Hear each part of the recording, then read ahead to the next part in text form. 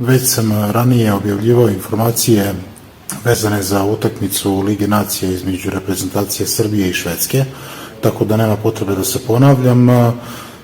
Mogao bih da kažem da je ovo poslednji duel naših reprezentativaca uoči odlaska na svetsko prvenstvo u Katar. Igraće se pred najmlađim navijačima, decom do 14 godina starosti i nadamo se da će sve proći kako treba.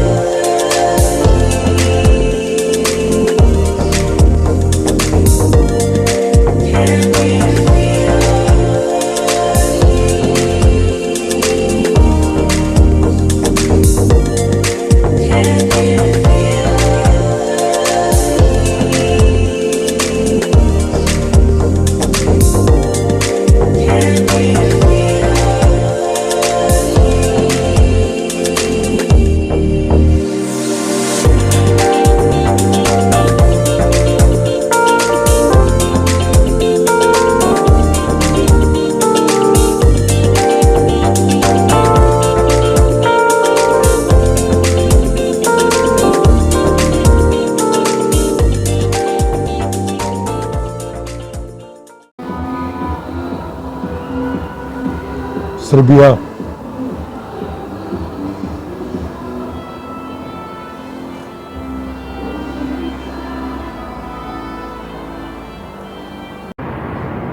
Dakle, još jednom da ponovim, poslednja utakmica fudbalske reprezentacije Srbije pred domaćom publikom na stadionu u Rajko Mitić u Beogradu uoči odlaska na svetsko prvenstvo u Kataru.